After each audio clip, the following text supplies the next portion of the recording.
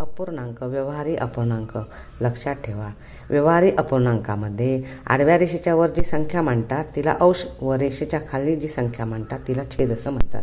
जसं 3/8 म्हणजे 3 हा अंश आहे व 8 हा छेद आहे. छेदस्थांची संख्या भाजक म्हणजे भाग करणारी असते, तर अंशस्थांची संख्या भाज्य असते. उदाहरणार्थ 35/5 म्हणजे 35/5 म्हणजे 7 हे उत्तर. व्यवहारी अपूर्णांकाचे असे 3 प्रकार आहेत. अंशाधिक अपूर्णांक, छेदापेक्षा अंश मोठा असतो. आता या ठिकाणी मी 8/2 लिहिलेला आहे, म्हणजे 8 हा अंश आहे आणि 2 हा छेद आहे. छेदापेक्षा अंश मोठा आहे म्हणून त्याला अंशाधिक अपूर्णांक म्हणतात. या ठिकाणी दुसरं अपूर्णांक लिहिलेला आहे 15/7 म्हणजे या ठिकाणी अंश 15 आहे आणि छेद 7 आहे, म्हणजे छेदापेक्षा अंश मोठा आहे. छेद 7 आहे तर 15 अंश आहे म्हणून त्याला अंशाधिक अपूर्णांक असं म्हणतात. दुसरा व्यवहारी अपूर्णांकाचा दुसरा प्रकार आहे छेदाधिक अपूर्णांक. अंशापेक्षा छेद मोठा असतो त्याला छेदाधिक अपूर्णांक असं म्हणतात. उदाहरणार्थ या ठिकाणी मांडलेलं आहे 1/5. आता या ठिकाणी छेद हा 5 आहे आणि अंश हा 1 आहे, म्हणजे अंशापेक्षा छेद मोठा आहे. या ठिकाणी दुसरं उदाहरण आहे 5/13. या ठिकाणी अंश 5 आहे, छेद 13 आहे, म्हणजे अंशापेक्षा छेद मोठा आहे म्हणून त्याला छेदाधिक अपूर्णांक असं म्हणतात. आणि तिसरा प्रकार आहे पूर्णांकयुक्त अपूर्णांक. अपूर्णांकाच्या डाव्या बाजूला पूर्ण अंक मांडलेला असतो. आता पूर्णांकयुक्त अपूर्णांक कशाला म्हणायचं, तर ज्या संख्येमध्ये पूर्णही भाग असतो व अपूर्णही भाग असतो अशा संख्यांना पूर्णांकयुक्त अपूर्णांक असं म्हणतात. आता या ठिकाणी मी उदाहरण लिहिलेलं आहे 1.2/5. आता 1 हा पूर्ण भाग आहे आणि 2/5 हा अपूर्ण भाग आहे. 2/5 ह्या अपूर्ण भागाच्या डाव्या बाजूला पूर्णांक भाग लिहिलेला असतो. आता ह्याचं वाचन 1.2/5 असं होतं. दुसरं उदाहरण आहे 12.4/7 म्हणजे 12 हा पूर्ण भाग आहे आणि 4/7 हा अपूर्ण भाग आहे.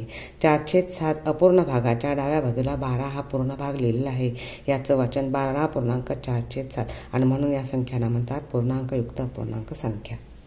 खालीलपैकी सर्वात लहान अपूर्णांक कोणता? 4/8, 4/3, 4/5 आणि 4/6. आता या ठिकाणी अंश समान आहे पण या ठिकाणी लहान अपूर्णांक विचारलेला आहे. मग ज्या अपूर्णांका जेव्हा अंश समान असतील तेव्हा ज्या अपूर्णांकामध्ये छेद मोठा असेल तो अपूर्णांक लहान असतो. या ठिकाणी नियम दिलेले अपूर्णांकाचे अंश समान असतील तर ज्या अपूर्णांकाचा छेद मोठा तो अपूर्णांक लहान व ज्या अपूर्णांकाचा छेद लहान तो अपूर्णांक मोठा. मग या ठिकाणी छेद ज्याचा लहान तो मोठा आणि ज्याचा छेद मोठा तो लहान म्हणून पर्याय क्रमांक 1 आहे. त्याचं उत्तर 4/8 हा सर्वात लहान अपूर्णांक आहे. पूर्णांकयुक्त अपूर्णांकाचे अंशाधिक अपूर्णांकात रूपांतर. आता या ठिकाणी मी पूर्णांकयुक्त अपूर्णांक लिहिलेला आहे 3.708.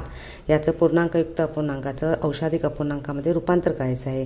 तर कसं करायचं, तर 8ने छेदाने पूर्ण संख्येला गुणायचं. छेद इथे 8 आहे, 8ने 3ला गुणायचं, येणाऱ्या संख्येमध्ये 7 मिळवायचे. आपण आता करूया. या ठिकाणी 8 × 3 + 7 छेद तसाच ठेवायचा आहे. छेद 8 आहे तसाच ठेवायचा आहे. आता 8ने 3ला गुणला 8 × 24 + 7 छेद तसाच ठेवायचा आहे 8च्या 8. आता याची बेरीज करूया. 24 + 7 = 31/8 म्हणजे हा पूर्णांकयुक्त अपूर्णांक आहे. 3.708चा पूर्णांकयुक्त अपूर्णांकाचा अपूर्णांक तयार झालेला आहे. तोही अंशाधिक आहे 31/8. खालीलपैकी सर्वात मोठा अपूर्णांक कोणता? 2/5, 2/3, 2/6 आणि 2/7. आता या ठिकाणी नियम काय आहे, अपूर्णांकाचे जर अंश समान असतील तर ज्या अपूर्णांकाचा छेद मोठा असतो तो अपूर्णांक लहान असतो व ज्या अपूर्णांकाचा छेद लहान असतो तो अपूर्णांक मोठा असतो. मग आता या ठिकाणी विचारलेला आहे मोठा अपूर्णांक, मग ज्याचा छेद लहान तो अपूर्णांक मोठा. अंश समान आहेत मग ज्या अपूर्णांकाचा छेद लहान तो अपूर्णांक मोठा. मग या ठिकाणी 2/3 हा अपूर्णांक सर्वात मोठा आहे. पर्याय क्रमांक 2 हे त्याचं उत्तर.